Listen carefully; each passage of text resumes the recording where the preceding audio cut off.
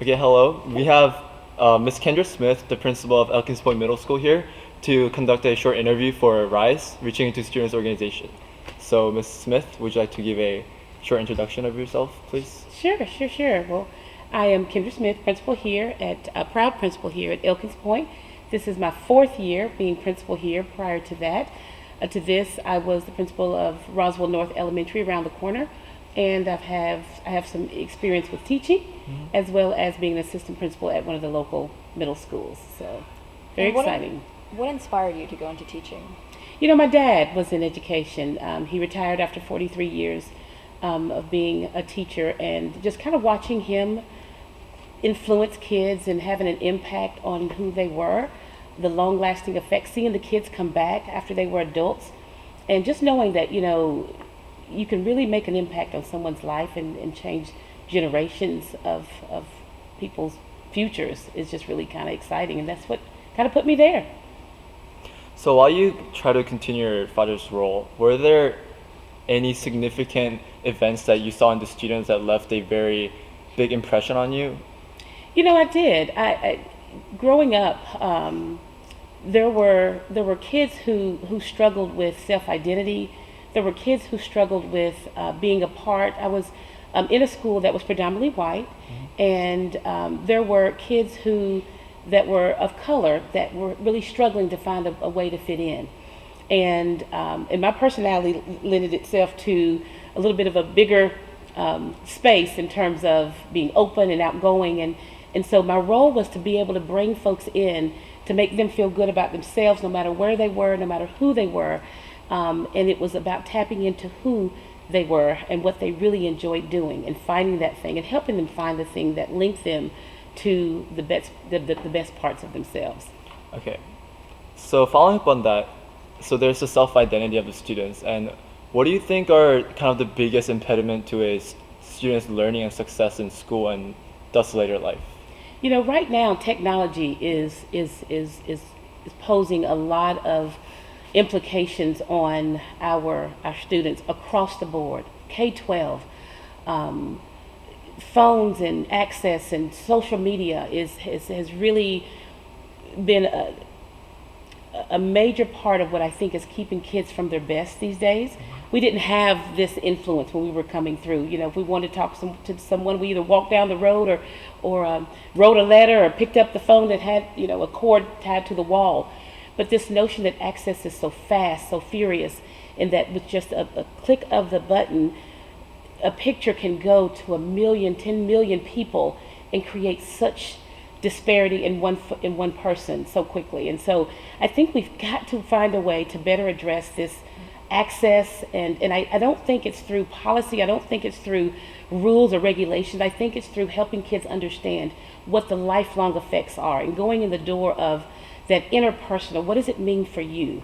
Getting kids to think about it for themselves versus coming through a policy door or a expectation door. And what are some initiatives that you've headed to solve this problem of technology? So we partner with this group called Golden Lining, and they are a group of high school students out of Cobb County, and they are simply amazing. They travel around North Fulton, South Fulton, speaking about the dangers of social media, about the dangers of bullying, about the dangers of vaping, all the things that are being addressed, that are attacking our youth and attacking our kids' social and mental capacity. It's real. It's real when kids feel lonely and kids feel left out. And so this group has a really very kind of a not hardcore, but it's right in your face. It's very blatant in terms of their mission about how they go about helping kids understand how to build themselves up from the inside out. And that's really what drew me to them, and they're amazing. Okay. So, going off of technology, we know that this is a Title I school, the government program, and we know that when you become a part, they conduct a needs assessment at your school. So, would you like to describe kind of what the struggles that you found in your schools were? Sure. So I first just want to address a little bit of what you mentioned at the beginning. And yes, we are a Title I school. And a Title I school simply means that it's a school that has a significant amount of their population that needs support, needs more support, that they quote unquote free and reduce their own free and reduced lunch. But to us at Elkins Point, Title I and free and reduced, all that means is how they eat. That refers to how they eat, not how they learn. Every kid has a capacity, every student has a capacity to learn more. We just have to find a way to remove the things that are in the way. And so it's not necessarily a learning gap or an educational gap, it's an opportunity gap. If we've got a kid going to Spain in the summer and a kid sitting at home 10 days, 20 days, 30 days in the summer, that's an opportunity gap of learning. So we have to find a way to bridge that gap. And we have business partners like community champions like North Point Church and the mosque around the corner, Roswell Mosque. They're amazing. We have so many people putting their hands around our building to help us feel that need. The Baptist church around the corner has sent in mentors for the past 4 years to allow our kids to learn more. So the more we can do about filling in the opportunity gap, it allows them to help. Today, we're here on a Saturday, and just on the other side of the walls are 12 to 15 teachers here with about 100 kids learning more. We have high school students here in the building. We have North Point Church volunteers. We have our staff here committed to helping to fill and close the opportunity gap, not necessarily always an educational gap. Yeah, I think so. That was a big part of our initiative, providing more opportunities to students to actually learn about what's out there instead of being limited to your domestic space. But in providing these opportunities to students, were there any obstacles that you had to face, such as maybe the culture wasn't really accustomed to taking all these different initiatives for education and college and learning? Yeah. I mean, what drew me to you all is the fact that you all are addressing something that is inside of that opportunity gap, and it is a need, and it's simply books in hands of kids. So research shows that kids who come from poverty are reading 10,000 books less in their lifetime versus a kid who's not. So the fact that you all are putting books in the hands of kids and that they can take home and potentially keep and then bring one back if they want to, fills a gap for people who are not able to go to Barnes and Nobles or to places and purchase books at that level, but it fills that need. And yes, we're in a media center full of books, but they have to bring those back. So the thought that you all are putting books in the hands of kids to be able to give one, take one, get one is amazing. And when you give students these opportunities at first, do you see them maybe not sort of going into it or being pushed by their parents? Are kids eager themselves to be put into the environment? It just depends on what it is. I think just as much as we have to work very closely and hard with our kids, our parents have to learn a lot too. They're learning how to they're learning about how to help their kids have access to the best things. Many of our parents are non-English speaking parents. Half of our building, 47% of our kids right now, as we said, free and reduced lunch, and about 44% are of Latino families. And so our parents have a language barrier oftentimes that keeps them from understanding, but we have amazing folks like our ESOL or our Spanish liaison who helps us bridge the gap between our families, and we connect with the community and our school. And so educating our parents is just as much as important as our students, and we're doing a better job, because I know that today with 100 kids, last year this time we had 50 to 60. So I know that the parents are beginning to understand the big picture. They want the same things that we want for their kids. It's just sometimes those barriers are there, and as you say, it takes for us to help them understand the importance so that they can pass that on to their children. So I can personally relate, because when I came here, my parents didn't have a clue about American education system, and it's very different from Korea's. So after taking all this initiative that you did for the foreign families, were there any significant growth, and were there things that you knew worked and things that didn't work? Yeah, and the main one is called love. Okay. We have to find the love language for every student that walks in our building. We have families from all walks of life that have different needs, come from different nationalities, and if we can first love first, and welcome them in, show them that we care, find a way to bridge what we can in terms of their language to ours, then we have a gateway to be able to say, okay, tell us what more you need. Come to the school and let us help you. But we have to create a bridge of love and access first. And that is what I'm most proud about Elkins Point is our teachers and our staff, they love first. Okay. So that would mean that they have events where they can communicate to the parents, because I feel like a lot of times if a parent is already oblivious about the things that, like the steps that they need to take, they won't be the first ones to reach out. So Yeah. are there any specific events or procedures? Yes. So what we are committed to doing, and what we've been committed to doing, is making sure that we, whatever function or whatever meeting or parent-student meeting that we have, we host one in the language of our for our Spanish-speaking families. And yes, we have different nationalities that come, but majority of our students who are in the English as a second language program are our Spanish speakers. So if we have a curriculum night, we host it again in Spanish. If we have our Title I parent liaison, she's amazing. So if we have a rising 8th grade transition night, then the next night or the night before we'll host it in Spanish. So we work very hard to try and create opportunities for our parents, because it's interesting. When I first came on board, I was all about, no, we just have to have everybody in the same room. We have to make sure that it's fair. We have to make sure that we don't separate anyone or make anyone feel like they're not a part of our school. And one parent said to me, Miss Smith, we already know you care. We already know you love us. Just please find a way to let us communicate with you so that we can feel comfortable, that we can bring our families, we can learn the way that we need to learn. And once we heard that, we had to act, and we had to put that into motion. And it's probably been one of the best things we've done, is to create an opportunity just for them in the way that they need it. Okay. And have you created any other maybe specialized events in lieu of that? I think that, yeah, we have. And right now we're in the middle of one. It's called our Student Success Academy. It is a program that is designed by our counselors, our graduation coach, and it is for the purpose of filling in the gap for kids who struggle with their academics, behavior, and attendance. And right now we do have 35 kids that are a part of this program. And so we meet 2 or 3 times a year with the families, come in, look at their grades, look at their attendance, talk about their goals with their parents. We have, I think, not at this last one, but the first one, we had our parent liaison there to be able to help bridge some of the language barriers there. We're really trying to reduce it down to what are your needs, what are the specific needs that you have, and then how can we get those needs met very quickly. So speaking about the needs, for the foreign students, besides their literacy and their language level, are there any other obstacles that they face trying to accustom themselves to the culture that's already in place in Elkins Point? Sure, absolutely. That's with anyone, Yeah. and not just with from a foreign background, just, from black to white, Yeah. to girl to boy, to athletic to non-athletic, to readers to non-readers.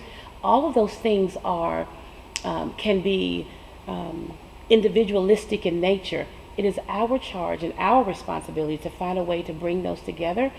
Our media center specialist, she's awesome as well. She's amazing in terms of making sure that we have literature that represents all different nationalities, that we have guest speakers and authors that come in that represent different walks of life. We have to make our building feel and look like that who we represent.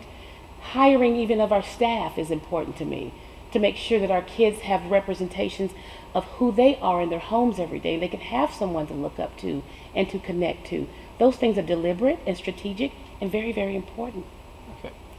And so while you're trying to set up all these different events and the procedures, were there any struggles that you faced trying to kind of get them approved? I know you have control over your school, but do you ever feel that there's a general lack of awareness in the higher branches of the government where you may be limited, where they may limit your powers? Not really. Okay. No. If there's a barrier, we try our best to find a way around it in a legal way, Yeah. or find a way through it. And there's not much that comes our way that is not supported, because we approach it from a holistic standpoint. We make sure that we take into account that everyone who we're trying to help learn more has a way in. Even as I spoke about today, Oftentimes, a Saturday school experience are for struggling kids. We have over 50 kids here today that are in a ninth grade course that are here for high school support enrichment to learn more. So we have to make sure that no matter what we plan, no matter what we do, that we take into account the holistic nature of our student body, and then work the programming through that gateway. We really haven't come up on many barriers, and if we do, I know that we can sit down with the officials, and I feel good about being able to have conversation with our district leaders to help them understand kind of what we're looking to do. But they're supportive. We're in a charter district, and the term charter means freedom and flexibility, but comes with a lot of responsibility and ownership. And so they have been very generous with their time, their money, their access, and so it's now our time to be able to do something great with it. And with all your specialized programs, do you ever have trouble maybe with funding of them? You know, we do. We absolutely do. So we have not even a program, it's a culture that we're trying to build here at Elkins. It's called AVID, and AVID stands for Advancement via Individual Determination.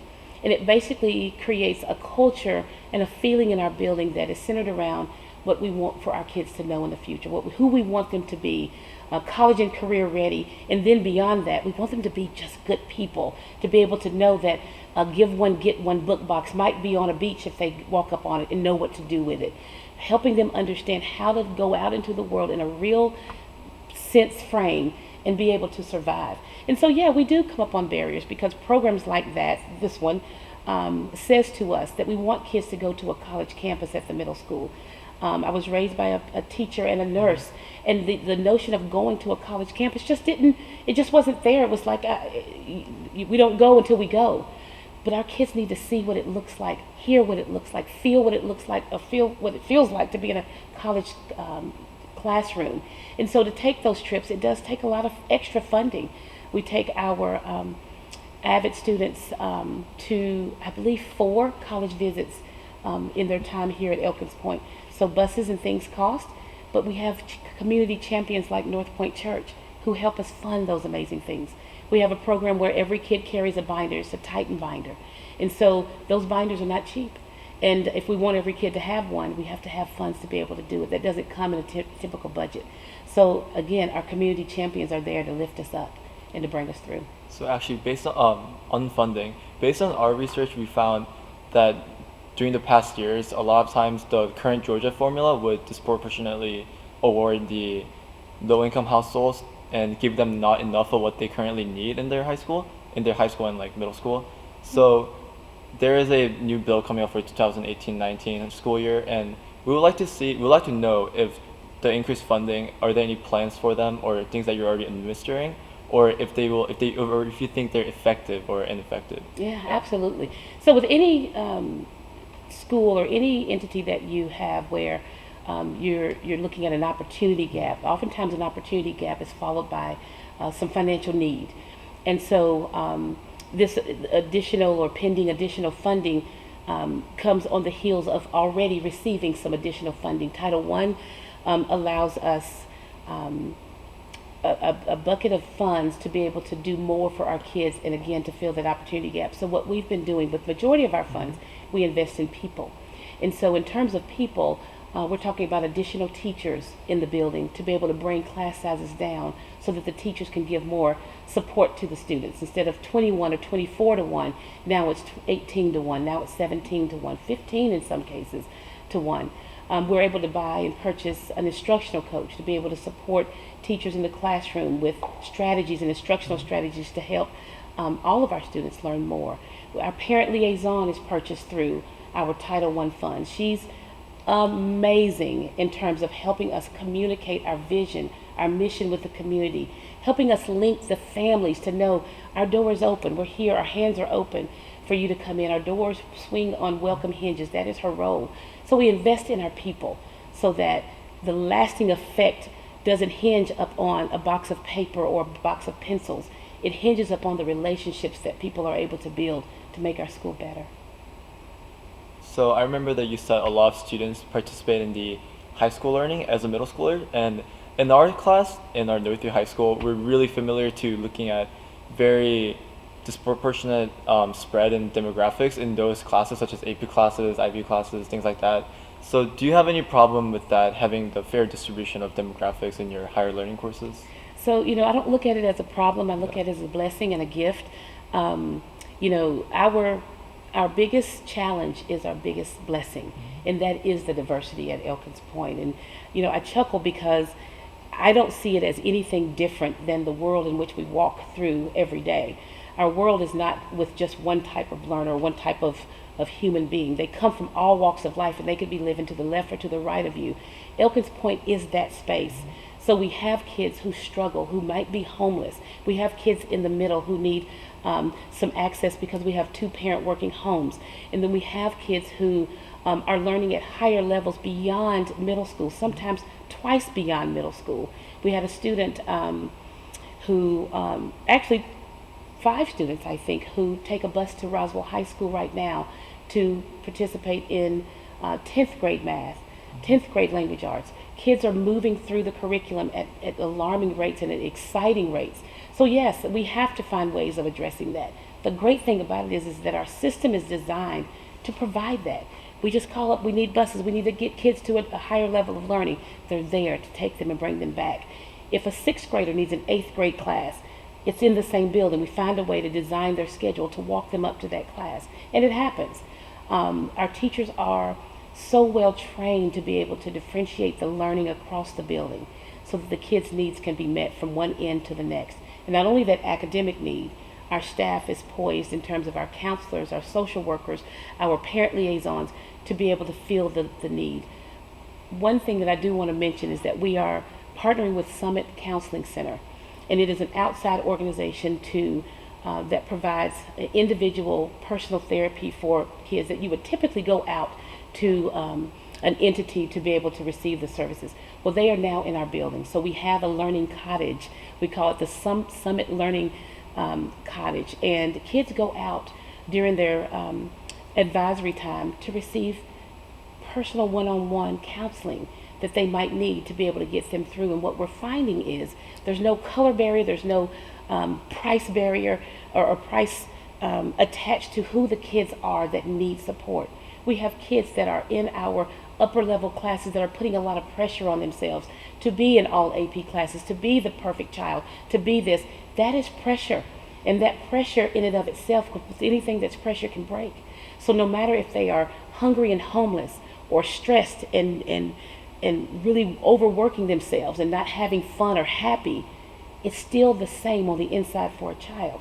So in our building, to be able to give that access point to no matter who we're talking about, and to be able to recognize it and have the adults in the building to say, I see him struggling. Tell me what's going on.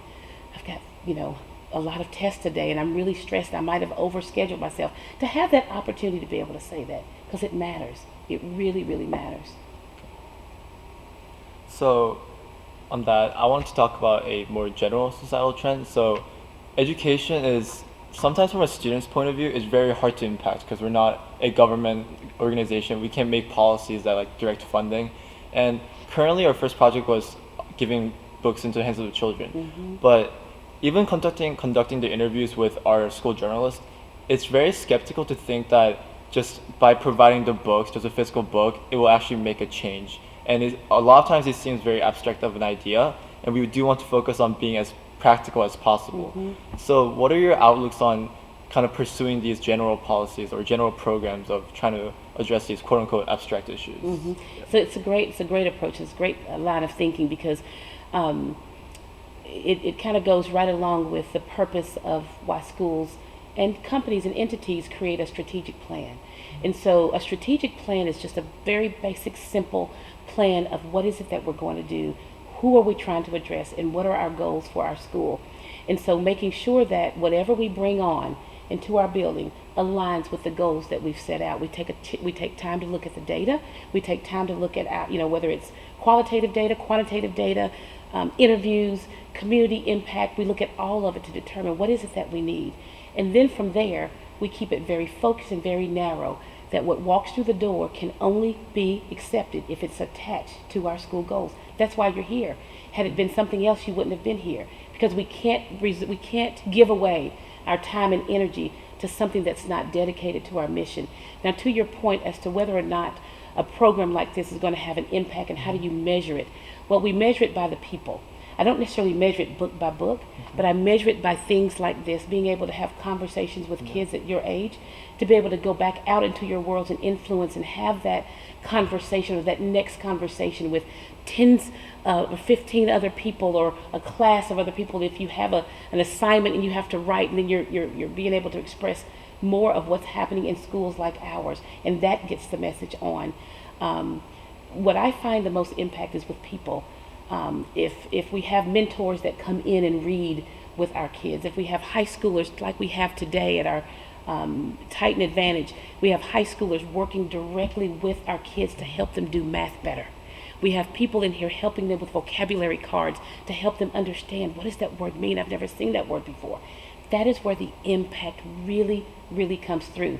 However, when you put your hearts and minds around wanting to help, that humanistic side, the thing that you all are galvanizing, allows people to begin to be pulled into a mission.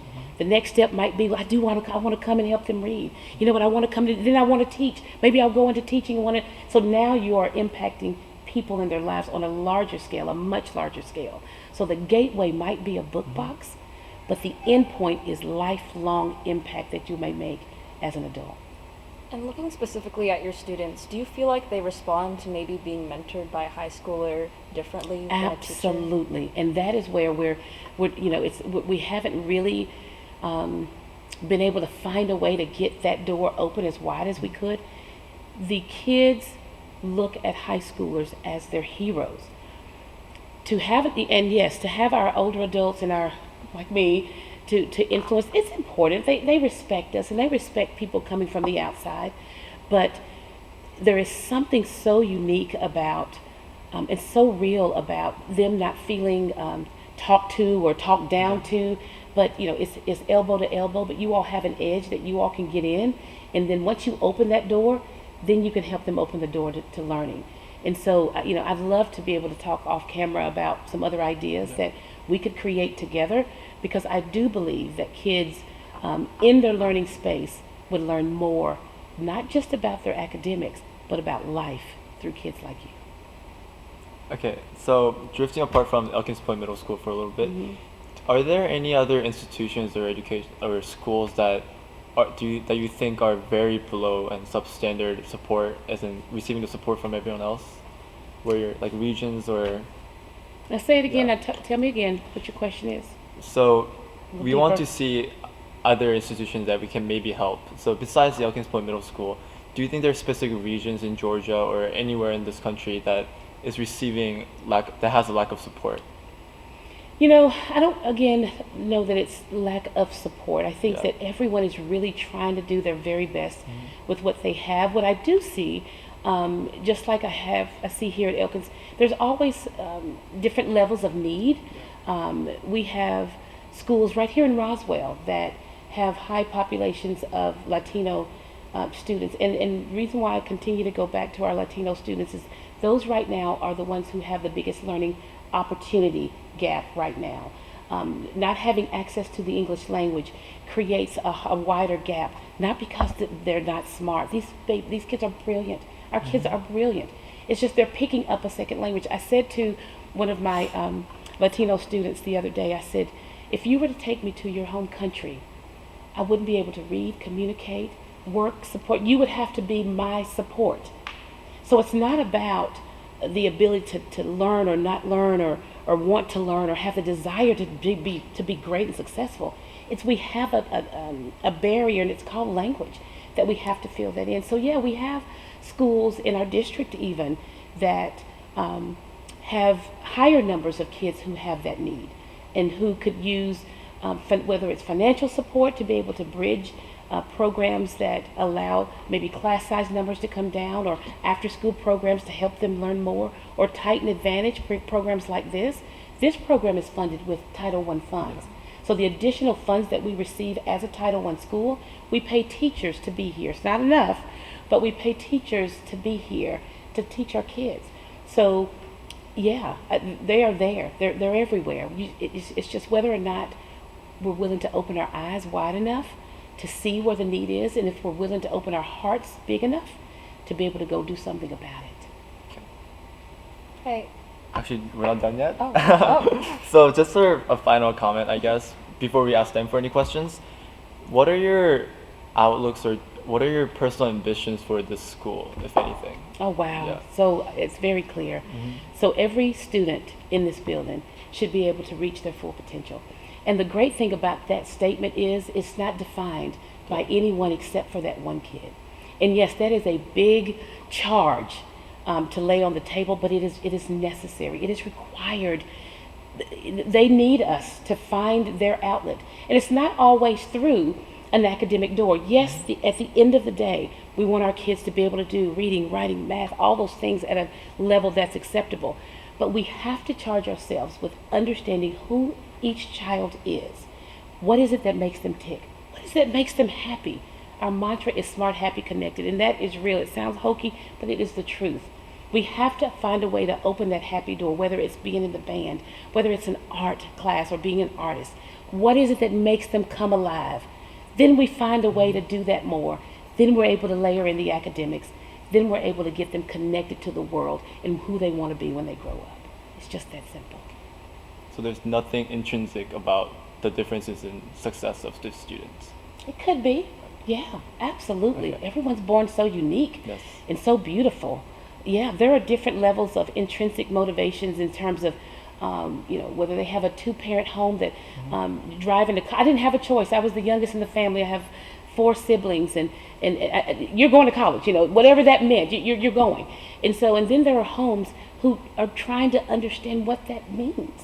And so it is our charge to make sure that we open up that door to say, no matter where you come from, no matter what you have at home, when you cross our threshold, we're going to make sure that you have the opportunities laid in front of you to be the best you could be. Thank you. Thank you. Thank you. Do you guys have any other questions? Because we can just edit the part in. No. Oh yeah, I kind of wanted to go back to the mentorship thing, because me and Drew were kind of talking about this a few weeks ago, because we kind of want to also do a mentorship program in addition to like book drives and things like that, where we can like get high schoolers to really go to other schools and really talk to the kids and kind of inspire them. So how would you say we could like go about doing this? Like, how do you think we could approach like students and like inspire them to go into schools and like talk to kids, because it's a huge time commitment. It is, and I think, go ahead. Oh, because like I just wanted to before you answer, because we know like mentorship programs like exist in a lot of places. So like, what are some specific things that maybe other clubs aren't addressing that we could start doing? Yeah. So what we've seen in the past, and not particularly here, but what we've seen in the past is a group of kids will come in, they'll talk to the kids, they will share information, get them inspired, and then on they go. Yeah. What I think would make a better and bigger impact is reducing the amount of students that they're trying to reach. In other words, going one-to-one. Yeah. Building a one-to-one partnership to where a relationship is established based off of maybe even interest. Yeah. We can go and